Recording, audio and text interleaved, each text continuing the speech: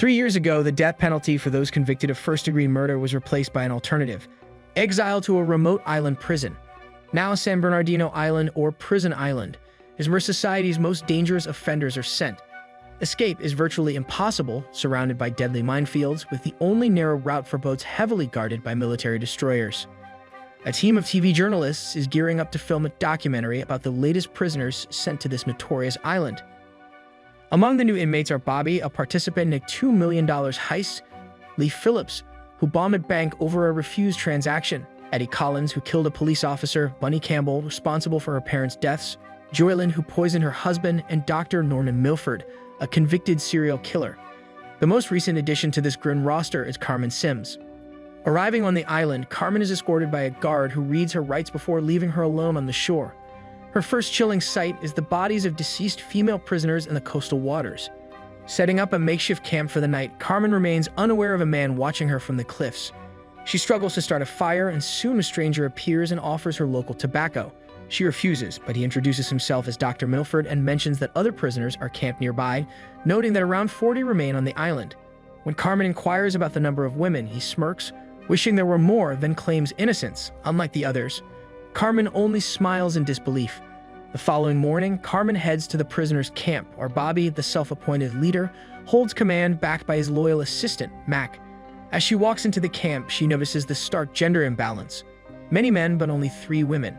She attempts to talk to Mac, Bobby's enforcer, who quickly asserts his dominance. When Carmen cries out, the camp remains silent, including the women, who quietly disappear into their hut. That night, when the women find Carmen resting on their mattress, a struggle ensues, but they make it clear she can't just walk away.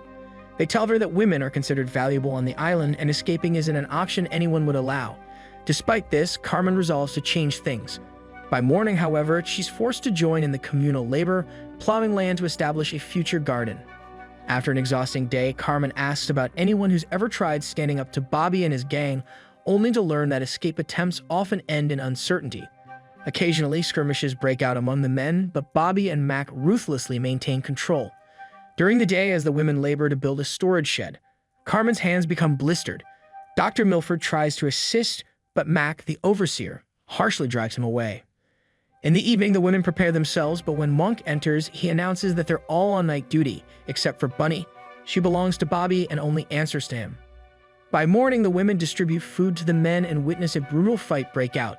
The deceased man's body is unceremoniously tossed off a cliff, following the island's harsh burial custom.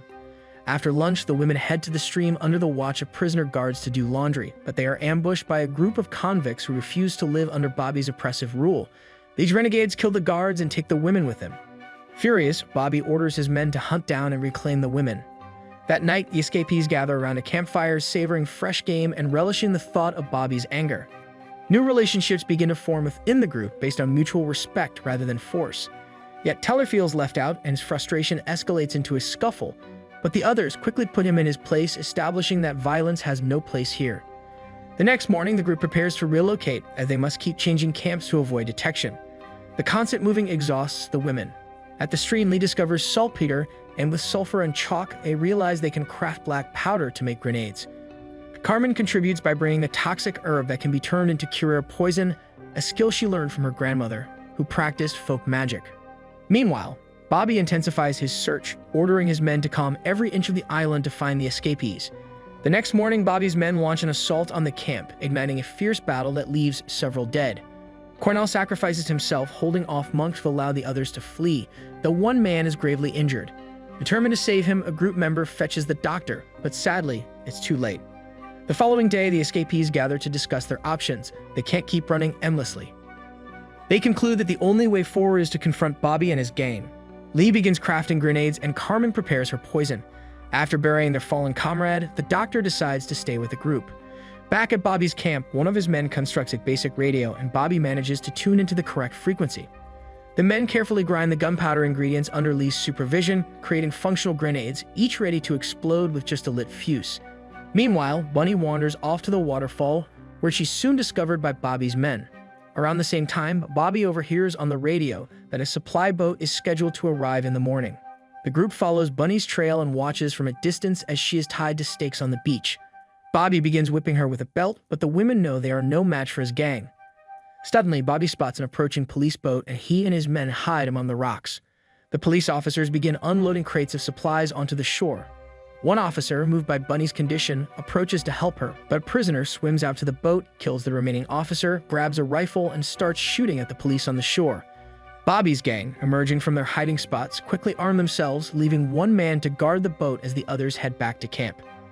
Realizing they now have a chance to seize weapons, the group plans a water-based approach. One of them swims out to the boat and, using a blowpipe, shoots the guard with a dart. The guard collapses and the group claims both the boat and a gun, which they promptly drain of fuel to prevent pursuit.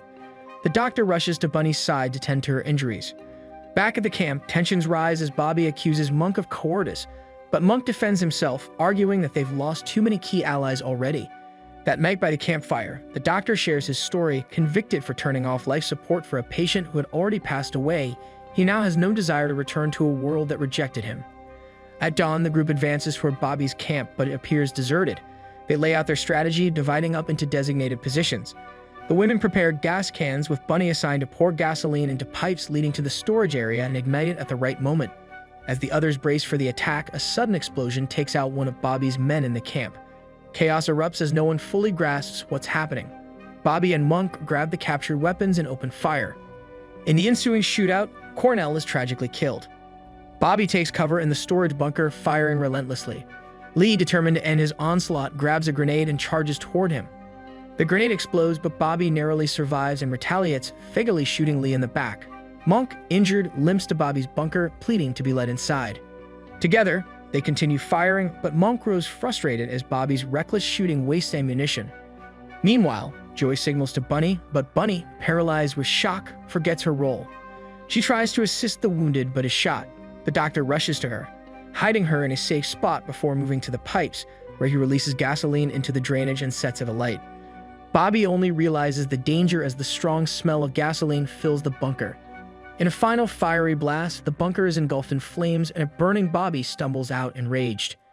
Eddie spots the injured Monk and considers shooting him, but hesitates. Monk, now severely burned and blinded from the explosion, stumbles in defeat. With the fight over, peace gradually returns to the camp as survivors resume their daily routines. Even the blinded Monk takes part, hauling water. The doctor and Bunny walk together to the shoreline, where arriving police officers inform the doctor that he's needed on the mainland for a new trial. Calmly, he responds that Dr. Milford is dead. He no longer has any intention of leaving the island he now considers home. As a new female prisoner steps ashore, she is greeted with, "Welcome to Prison Island." This story echoes themes from the popular women in prison films of the 1970s, a time when women's rights were at the forefront in the United States. In these films, female inmates, often portrayed as beautiful and wrongfully imprisoned, would ultimately find justice and even love.